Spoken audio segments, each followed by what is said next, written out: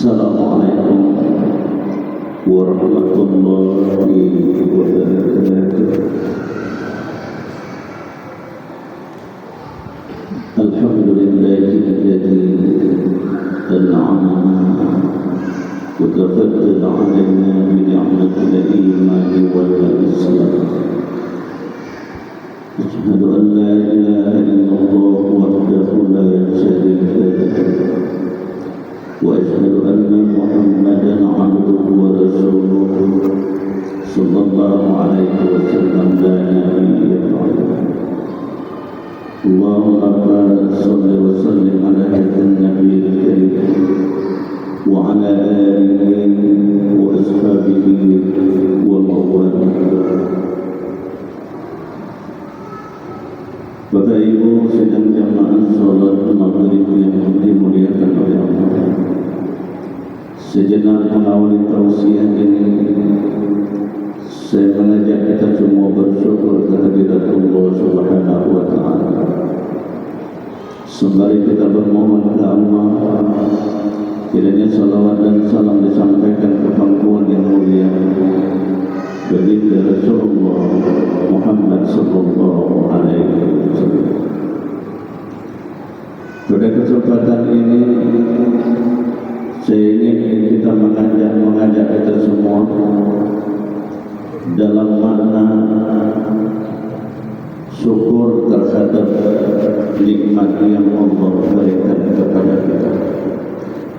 Berapa banyak nikmat yang Allah berikan kepada kita dan bagaimana kita harus mensyukurinya, inilah yang menjadi bahagian dan stressing point dari renungan kita pada maghrib kali ini.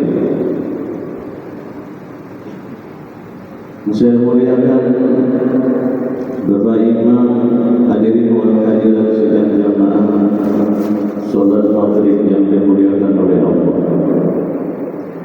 Kalaulah kita mau berpikir, kita buka mata hati kita buka pikiran kita, tentu kita menemukan begitu banyak nikmat Allah yang diberikan kepada kita setiap saat. Hampir tidak ada detik terlepas dari nikmat yang Allah berikan setiap harinya. Kalaupun seandainya kita mencoba untuk menghitung-hitung nikmat Allah itu, kata Allah, niscaya tidak akan pernah sanggup kita untuk menentukan jumlahnya. Ini yang kemudian diingatkan kita oleh Allah dalam surat An-Nahl ayat 18. Wa in ta'uddu nikmatallahi, kalau kamu mencoba untuk menghitung-hitung nikmat Allah, la tuhsuka innallaha laghafurur rahim. Kalau seandainya kamu mencoba menghitung, ingin menetapkan berapa banyak jumlahnya nikmat-nikmat Allah yang diberikan kepadanya, niscaya kata Allah, kamu tidak akan pernah sanggup untuk menentukan jumlahnya. Andaikan oleh para ulama mengatakan kamu jadikan ranting kayu, terus kemudian dijadikan tinta sebagai air sebagai tintanya, habis itu semua nikmat Allah belum tercatat dan belum ada ketentuan berapa banyak jumlahnya diberikan kepada kita. Tapi dalam kalimat itu oleh para ulama ada satu kalimat, innallaha laghafurur rahim. Jangankan ini, kalau bahasa para ulamanya, sesungguhnya Allah itu benar-benar Maha Pengampun lagi Maha Penyayang. Kalimatnya secara keseluruhan kalau dibalik, jangankan mensyukurinya, menghitungnya saja kamu gak sanggup, apalagi mensyukurinya. Tapi kendati demikian, dengan kasih sayang Allah, dengan rahmatnya Allah, dengan anugerahnya Allah, berapa banyak orang yang tidak bersyukur terhadap nikmat Allah, toh juga nikmat tidak dimulai seketika di kala itu. Ini menunjukkan kasih sayangnya Allah, menunjukkan pengampunan Allah. Sampai Sampai kapan kita diberikan batasan itu? Sampai kita sadar kembali dan mau kita bersyukur terhadap nikmat yang Allah berikan kepada kita. Bagaimana kalau pun tidak muncul kita sifat syukur itu? Tidak apa-apa, nanti penyelesaiannya di akhirat. Tapi saudaraku seiman dan sekeyakinan, ada ayat juga yang memberikan kita sebab akibat. Kalau kamu bersyukur, nikmat akan bertambah, kata Allah. Tapi manakala kamu ingkar, tidak bersyukur terhadap nikmat Allah, kata Allah, maka azabmu amatlah sangat pedih. Wa ista'adzana rabbukum la in syakartum la azidannakum wa la in kafartum inna adzabi lasyadid. Ini para ahli tafsir memberikan sebuah kesimpulan. Ditambah dalam konteks ini, manakala kita bersyukur, bisa jadi materinya ditambah. Dan ada kejadian di Simelu, ada orang mau bayar zakat padi tapi lupa bayar zakatnya. Pertama dia hitung berapa kunca padinya, lalu kemudian dia ragu sudah keluarkan zakatnya, lalu kemudian dia hitung dia suka kembali. Apa yang terjadi? Ternyata padinya juga tidak berkurang. Padahal oleh penerima zakat sudah diberikan. Dari semua yang diterima ini secara materi bisa jadi penambahannya seperti itu. Tapi yang lebih penting kata para ulama, penambahannya adalah dalam konteks kesenangan kita, keberkahannya, diberikan kita nikmat, mampu kita renungi, mampu kita syukuri. Ini yang menjadi bahagian terpenting dari penambahan itu. Tapi kita manakala kita ingat azabku pedih. Dan azab itu saudaraku jangan dibayangkan kayak tsunami kemarin. Itu belum seberapa. Kalau azab yang diberikan seperti tsunami kemarin belum seberapa. Coba lihat aja hari ini setelah ditimpa musibah tsunami, demikian ratus orang yang sudah pulang ke Allah, harta benda berapa banyak. Tapi hari ini coba lihat bagaimana perkembangan Aceh. Itu sebabnya para ulama kalau ini yang menjadikan azab itu bahagia kecil. Tapi yang paling parah ketika kita diberikan nikmat, hati kita diikat dengan kegelisahan. Di dalamnya ada rasa takut, di dalamnya ada rasa cemas. Nikmat begitu banyak diberikan, tapi tidak bisa kita nikmati. Dan ini bahagian azab yang terbesar yang menyiksa pribadi-pribadi kita. Oleh sebab itu agama mengajarkan kita bagaimana sih kita bersyukur terhadap nikmat Allah ini. Pertama bersyukur dengan hati. Ini berangkat kita pertama untuk mensyukuri nikmat Allah itu dari hati. Ini karakter kita yang paling pertama. Membangun kesadaran apa saja yang hari ini diberikan oleh Allah, dia merupakan anugerah dan pemberian Allah. Nah kalau muncul kesadaran itu, apa yang lahir kemudian, apapun bentuknya, bagaimanapun kecilnya, nikmat itu tetap kita syukuri dan tidak membuat kita bersedih dengan apa yang diberikan Allah kepada kita. Kita ini kadang-kadang, mohon maaf saudara, kita ini memberikan skema nikmat itu kita batasi pada kalau kaya, dapat jabatan, diberi kesenangan. Kita seringkali membatasinya semacam itu. Dalam giliran dia kaya, diberikan dia harta, dia bersyukur, dia sanggup mengucapkan alhamdulillah. Tapi giliran dia diberi kemiskinan, dia diroket, dia menggeruntung hatinya mumpat luar biasa. Kenapa? Karena kita sudah membatasi nikmat singkat sedemikian itu. Diberikan kita kesehatan, baru kita katakan nikmat. Diberikan kita sakit, hati kita mumit, buruk sangka kita ke Allah, demikian yang lain-lain. Apa akibatnya? Demikian kecil nikmat Allah yang ada di pandangan kita. Padahal apa saja yang menjadi anugerah dan pemberian Allah itu adalah nikmat. Apapun bentuknya, bagaimanapun kecilnya, tetap kita bersyukur. Ini ada satu cerita begini. Nanti ambil kesimpulan masing-masing dari cerita ini, bagaimana kita bisa bersyukur terhadap nikmat Allah. Di Mesir itu ada seorang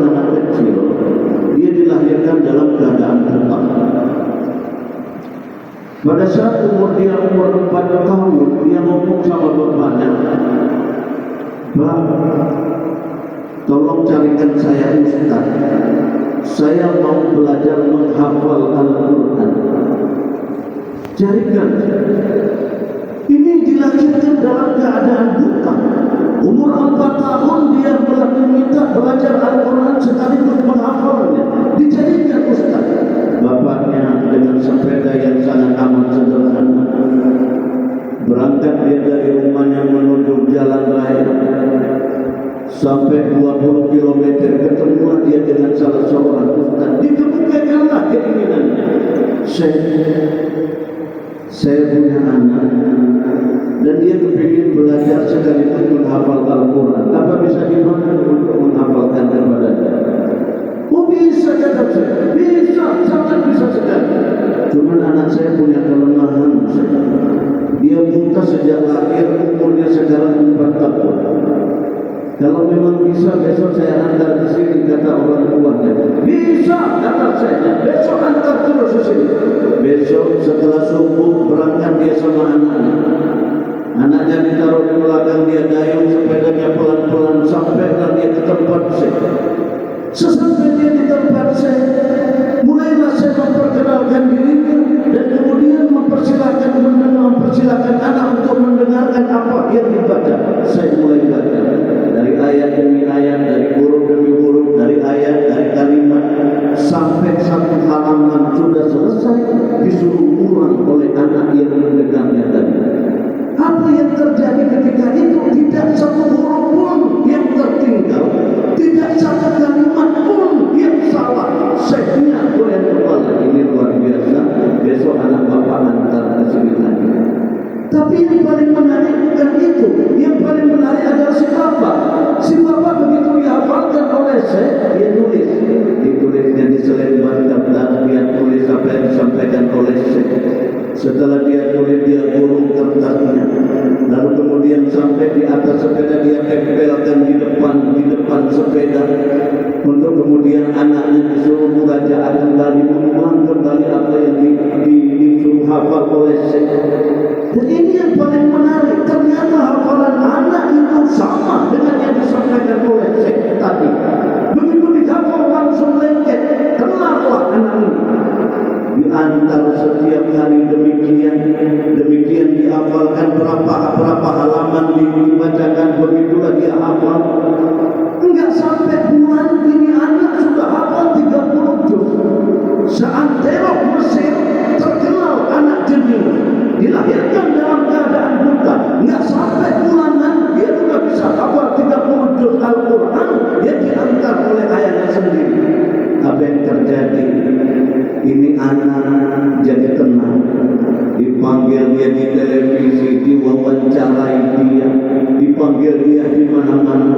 Harta sudah mulai semakin berkumpul, sudah mulai mengumpul. Rumah sudah dia bangun, mobilnya sudah ada. Enggak lama berselang beberapa tahun dari kejadian itu. Tapi lalu kemudian ada seorang wartawan tanya kepada anak yang tadi hafal Al-Quran dalam keadaan buta. Karena memang kecanggihan dan kecerdasannya dalam kondisi kecil dia sudah dipanggil sudah dipanggil. Ini Allah berikan buat kamu sebuah kelebihan yang amat luar biasa, kata wartawan. Iya, alhamdulillah. Kalau seandainya, kata wartawan, ada satu doa yang diijabah oleh Allah, doa itu seketika, dan satu-satunya doa itu diijabah, kira-kira kamu minta apa ke Allah? Sudah hafal Al-Quran, kehidupan perbaikannya sudah mulai kelihatan. Lalu ditanya oleh wartawan, andai kata Allah memberikan kamu satu doa dan doa itu tidak ditolak seketika itu juga, kira-kira minta apa ke Allah? Wartawan bayangannya ini pasti dia minta supaya dia bisa melihat lagi. Saya pikir juga termasuk kita yang dalam masjid ini, pasti bayangan kita dia minta agar dia bisa melihat kembali. Ternyata salah. Apa yang disampaikan oleh wartawan salah apa? Kalau seandainya saya diberikan satu doa kata dia, dan doa itu adalah diijabah oleh Allah seketika itu juga, maka demi Allah saya akan meminta, ya Allah, jadikanlah saya dalam keadaan buta sampai ajal menjemput nyawa saya. Itu hebatnya. Jadikan saya dalam keadaan buta sampai ajal menjemput saya kembali ke hadirat. Saya tidak ingin, ya Allah, mata ini mengotori dengan keindahan yang saya lihat sampai saya lupa dengan ayat-ayat ini. Saya tidak ingin, ya Allah, karena saya kembali bisa melihat saya lupa denganmu, wahai Rabb. Maka kalau seandainya diberikan satu doa kepada itulah yang diminta oleh Syekh kecil tadi, bahwa biarlah dia dalam keadaan buta sampai ajal menjemput nyawa. Apa yang bisa kita ambil? Inilah semuanya nikmat, bergantung dari apa, dari prinsip kita menerima itu. Kaya nikmat diberikan, kita miskin juga nikmat. Sehat nikmat diberikan, kita sakit juga nikmat. Ngebayanginlah kalau kita sakit diampuni dosa oleh Allah. Diberikan kita kekayaan nikmat, diberikan kita kemiskinan juga nikmat. Kan ada seorang anak kecil, dia tanya sama emaknya, kenapa kita miskin? Kenapa kita enggak kayak orang-orang? Orang-orang coba lihat, ada mobilnya, ada sepedanya, ada Hondanya. Kita jangankan sepeda butut, sandal aja susah. Kenapa kita hidup dalam keadaan miskin seperti ini, Mak? Kata si anak kepada Mak. Apa dijawab oleh Mak? Nah, hidup ini kayak supermarket saya. Kayak supermarket. Coba lihat orang yang masuk supermarket, begitu dia keluar, begitu banyak urusannya sampai di kasir. Berapa lama dia di kasir, makin banyak dia belanja, makin lama dia diproses di kasir, makin banyak yang ditanya, makin banyak yang dibayar.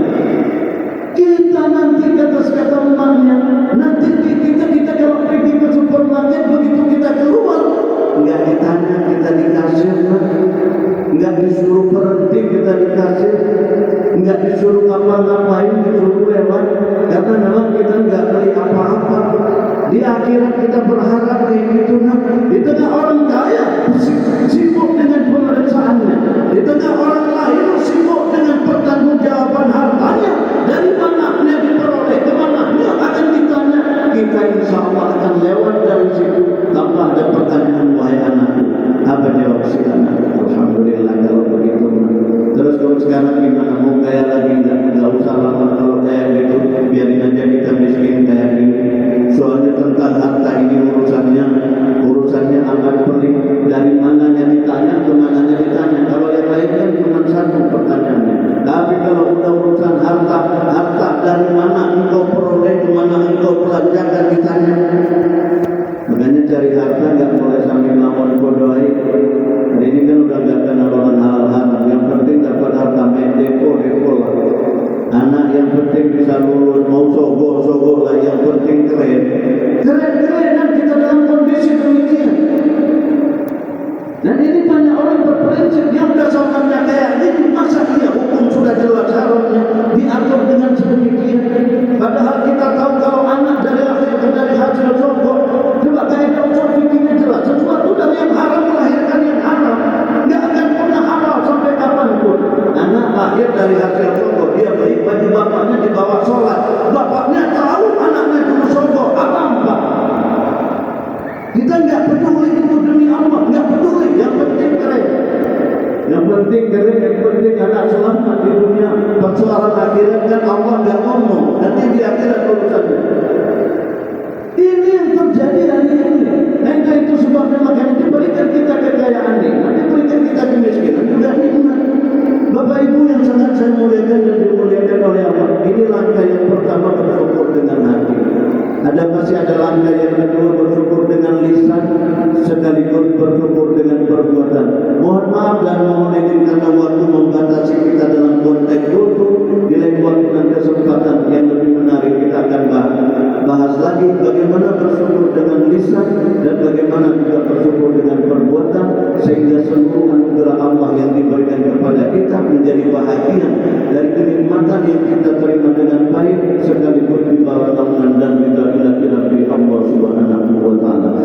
Sekian dan mohon maaf. Assalamualaikum.